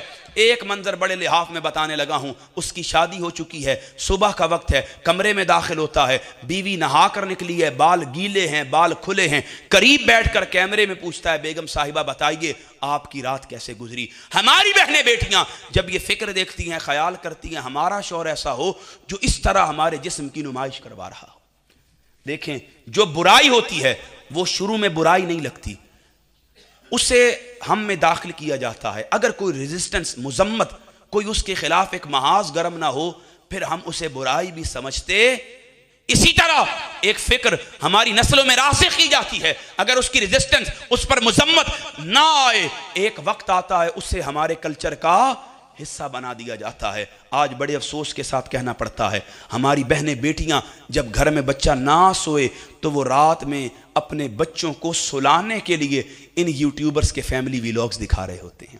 اس کلچر کو ہمارے بچوں کی فکری تربیت کا حصہ کم عمری میں بنا رہے ہوتے ہیں اور انہیں پتہ ہی نہیں یہ کیسی بے حیائی ہے جو لباس پہنا کر ہمارے گھروں میں داخل کی جا رہی ہے، لیکن ہمیں اس کا شعور اور اس کے بارے کوئی ہوش ہی نہیں ہے۔ اب میں بہت سی مثالیں دینا چاہتا تھا لیکن وقت نہیں ہے، بس آپ کو ایک فکری پیغام کی دعوت دینا چاہتا ہوں۔ یہ ساری باتیں سننے کے بعد آپ میں سے کوئی بندہ خیال کرے کہ علامہ صاحب ہمارا بہن، ہمارا بھائی، ہماری بیٹی، ہمارا بیٹا بڑے سمجھدار ہیں، انہیں یہ باتیں سمجھانے کی ضرورت نہیں ہے، وہ اپنا اچھا برا جانتے ہیں، سنیں۔ اگر یہ کوئی عقیدہ، یہ فکر رکھتا ہے، قرآن کی روشنی میں وہ سب سے بڑا گمراہ ہے۔ کیوں؟ قرآن کہتا ہے یا ایھا الذین آمنوا قوا انفسکم واہلیکم نارا، اے ایمان والو خود بھی جہنم سے بچو، اپنے اہل خانہ کو بھی جہنم سے۔ سیدنا عمر فاروق فرماتے ہیں، صحیح بخاری کی روایت، آقا نے فرمایا تم میں سے ہر ایک راعی ہے، اپنی رعیت کے بارے اللہ کی بارگاہ میں جواب دہ ہے، حکمران اپنی عوام کے بارے، والدین، اولاد، اہل و عیال کے بارے، مرد اپنے بچوں بیوی کے بارے، بیوی اپنے شوہر اور گھر والوں کے بارے اللہ کی بارگاہ میں جواب دہ ہے۔ اس لیے ہم پر یہ ذمہ داری بھی عائد ہوتی ہے۔ حضرت فاروق اعظم فرماتے حاسبوا انفسکم قبل ان تحاسبوا، اپنے نفس کا محاسبہ کرو قبل اس کے کہ تمہارا محاسبہ کیا جائے۔ ان ساری چیزوں کا کرکس نکالیں۔ تعلیم یہ ہے، آج ہم سب کے پاس وقت ہے، اپنی ذمہ داریوں کا تدارک کریں، احاطہ کریں اور یہ سمجھ لیں کہ سوشل میڈیا وہ بہترین ٹول ہے جس کے ذریعے سماجی رابطوں کا کام کرتے ہوئے ہم پوری دنیا کے انسانوں کے لیے فریضہ اقامت دین انجام دے کر ان کی فکری اصلاح، ان کی روحانی تربیت اور ان کی علمی قدروں کو بحال کرتے ہوئے انہیں آقا کی تعلیمات کے ساتھ براہ راست جوڑتے ہوئے ان کے ایمان کو بہتر کر سکتے ہیں، ان کی عادات کو درست کرتے ہیں، ان کے اخلاق کی صحیح سمت کا تعین کر سکتے ہیں۔ لیکن المیہ ہماری حالت، ہماری کیفیت اور حقیقت یہ ہے ہم میں سے کوئی ان ذمہ داریوں کا تدارک کرنے کے لیے تیار نہیں۔ ہم سب پر بطور والدین، بطور بہن بھائی، بطور مربی، بطور مبلغ، بطور واعظ، بطور ناصحہ یہ ذمہ داری عائد ہوتی ہے کہ ہم راعی بنتے ہوئے اپنے بچوں پر نظر رکھیں کہ جب وہ بند کمرے میں بستر کے اندر کمبل اوپر اوڑھ کر لیٹ جاتے ہیں تو رات میں جب موبائل چلاتے ہوئے کیا کرتے ہیں؟ وہ قبلہ حضور کا کوئی خطاب سنتے ہیں یا کوئی ویب سیریز یا ڈرامہ دیکھ رہے ہوتے ہیں، وہ سیدی شیخ الاسلام کی کوئی علمی ریل دیکھ رہے ہوتے ہیں یا کوئی ولگر میم دیکھ رہے ہوتے ہیں۔ ہم سب پر یہ ذمہ داری عائد ہوتی ہے، ہم اپنی ذمہ داریوں کا احاطہ کریں۔ قو انفسکم و اہلیکم نارا، خود بھی جہنم سے بچیں اور اپنی اولادوں کو بھی جہنم سے۔ ایسا نہ ہو کہ قیامت کے دن ہمارا بہن بھائی، ہمارا بیٹا بیٹی ہمارا گریبان پکڑ کر کہے والدہ والد آپ تو جہنم میں آئے ہو لیکن ہم آپ کی وجہ سے لائے گئے ہیں، کیوں کہ آپ جانتے تھے ہم اپنے معمولات کو کس طرف ادا کرتے تھے۔ لہٰذا ہم سب پر یہ ذمہ داری عائد ہوتی ہے۔ آئیں اس فکر کو سمجھیں۔ مجھے نہیں پتا اس موضوع پر امت کے اکثریتی لوگ، اکثریتی علماء کب خطاب کریں گے۔ ہمارا اب تک کا اکثریتی ممبر نشین طبقہ، ان کی حالت یہ ہے، الا ماشاءاللہ اکثریت کی حالت یہ ہے، وہ اب تک آقا کریم کے علم غیب پر بات کرتے ہیں، حضور کے تصرفات پر بات کرتے ہیں، آقا کے حاضر و ناظر کا مسئلہ چھیڑ دیتے ہیں، آقا کریم کو ملنے والے تصرفات و اختیارات کو امت کے سامنے بطور مسئلہ کے بیان کرتے ہیں۔ ان کی عادت یہ ہے، وہ جزوی فروعی مسائل میں امت کو الجھا کر یہ وسیع تر موضوع جس کے ذریعے ہماری نوجوان نسل کی فکری بربادی کا سامان تیار کیا جا رہا ہے، کوئی اس موضوع پر بات کرنے کے لیے تیار ہی نہیں ہے۔ ہم اب تک رفع یدین کی طرف جاتے ہیں، آمین بالجہر کی بات کرتے ہیں، ہم اولیاء کاملین کے تصرفات و اختیارات پر بات کرتے ہیں، ہم اللہ کے مقربین کی شخصیت پر اعتراض کرتے ہیں۔ ہم اب تک امت کو جزوی فروعی مسائل میں الجھا کر اس حقیقی پس منظر سے امت کی آنکھوں کو کبوتری کی طرح پنجے آنکھ پر رکھ کر بلی دیکھ کر بند کروا کے بیٹھے ہوئے، جبکہ منہاج القرآن کا خاصہ یہ ہے ہم نے اس وصف میں بھی امت کو تنہا نہیں چھوڑا۔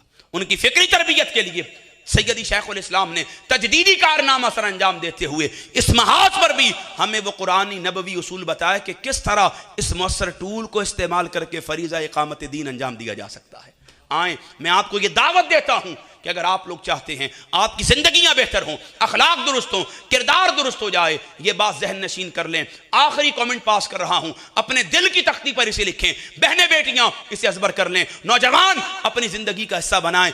آج ہم اس تحریک کے ساتھ وابستہ اور اس کے منظم پلیٹ فارم پر دروس عرفان القرآن کی چوتھی نشست میں حاضر ہیں۔ وہ مرد کلندر ہے جس نے اس وقت لوگوں کو اس ٹول کے ساتھ جوڑا تھا جب علمی بنیادوں پر بر صغیر کے علماء کے ہاں علمی بنیادوں پر تصویر اور ویڈیو کا مسئلہ بھی ابھی مبہم تھا۔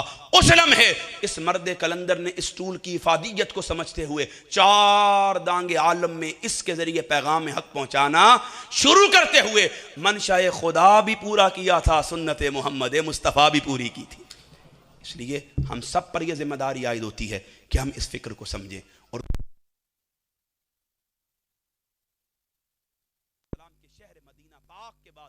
حرم پاک کے بعد سب سے بڑے اعتکاف شہر اعتکاف میں آئیں اور اپنے بچوں کی فکری تربیت کا سامان کریں۔ 2 چیزیں ہیں جن سے ہمیں قبلہ نے جوڑا، ایک ہے خطاب اور ایک ہے کتاب۔ آج چوتھا خطاب تھا، ابھی خطابات کی 2 نشستیں مزید باقی ہیں۔ کل انشاءاللہ سیدی شیخ الاسلام کے قابل فخر فرزند، نظامت دعوت کے ماتھے کا جھومر، ہزاروں طالبان علم کے سینے میں قرآن کا نور راسخ کرنے والے عظیم مذہبی اسکالر حضرت علامہ منہاج الدین قادری حافظہ اللہ اولاد کے حقوق کے روایتی موضوع پر روایت سے ہٹ کر خطاب کریں گے۔ عصر حاضر کے تقاضوں کے مطابق آپ کو اولاد کے حقوق بتاتے ہوئے اولاد کی تربیت کا سامان کریں گے۔ ہم نے سوشل میڈیا کے اسپیکٹ سے سمجھا تھا، وہ ظاہر بینی کے قرآنی اور نبوی فرمودات کے تحت آپ تک اولاد کے حقوق بیان کریں گے، اور خطاب کا یہ سلسلہ پھر آخری دن سیدی شیخ الاسلام کے خطاب پر ضم ہوگا۔ ہم سارے ندی ہیں، نالے ہیں، قطرے ہیں، اور یہ قطرے جس بحر بے قرار میں گر رہے ہیں وہ ذات سیدی شیخ الاسلام ڈاکٹر طاہر القادری کی ہے۔ آپ سب نے اسی نظم، حسن و ضبط کے ساتھ، خوبصورتی کے ساتھ اور منظم طریقے سے اس 6 دن کی تقریب میں بھی شرکت کرنا ہے اور اپنی تعداد کو لامتناہی حد تک بڑھا دینا ہے۔ بس خطاب جاری رہیں گے۔ ایک پیغام ہے کتاب، لیٹ بہت کر دیا، اس کی میں معذرت چاہتا ہوں، 5 منٹ مزید زیادہ ہو گئے۔ یہ کتاب ہے سوشل میڈیا اور ہماری زندگی، سیدی شیخ الاسلام کے فرزند ارجمن ڈاکٹر حسن محی الدین قادری صاحب کی۔ میرا جتنا خطاب ہے وہ اس کتاب سے ہے، اور میں نے ابھی اس کتاب کا ایک ذرہ آپ کے سامنے بیان کیا۔ ابھی یہ پورا علمی سمندر ہے، موج بحر بے کراں ہے۔ آپ سب سے گزارش ہے مرد و خواتین، یہ کتاب اسٹال پر موجود ہے، ضرور خریدیں تاکہ ہر نت نئے وقت کے ساتھ، گزرتے وقت کے ساتھ جو نت نئی ٹیکنالوجیز آ رہی ہیں ان سے نپٹنے کے لیے جو چیلنجز امت کو درپیش ہیں ان کو کس طرح سمجھا جائے، وہ ساری معلومات اس کتاب میں. اسی طرح آداب و اخلاق کے متعلق بچوں کی تربیت کے مابین جتنی کتب ہیں وہ موجود ہیں. یہ کتاب ضرور خریدیں. اللہ ہم سب کا حامی و ناصر ہو. وآخر الدعوایا ان الحمد للہ رب العالمین. میں آخر گفتگو میں صدر تحریک منہاج القرآن ضلع چکوال محترم چودھری نظر صاحب کا، ہم سب کے محسن و مربی، میرے لیے انتہا درجہ باعث برکت محترم ملک نظر صاحب کا، میرے برادر اکبر محترم خان ہارون صاحب کا، اور بالمتصل محترم ملک توقیر آوان صاحب کا، حضرت علامہ قیصر منیر صاحب کا، شاگرد رشید سیدی شیخ الاسلام، اور بالمتصل تمام فورمز کے ذمہ داران کا، سب سے بڑھ کر اپنی بہنوں اور جملہ معزز علماء اسلام کا صمیم قلب سے شکریہ ادا کرتا ہوں. وآخر الدعوایا ان الحمد للہ رب العالمین.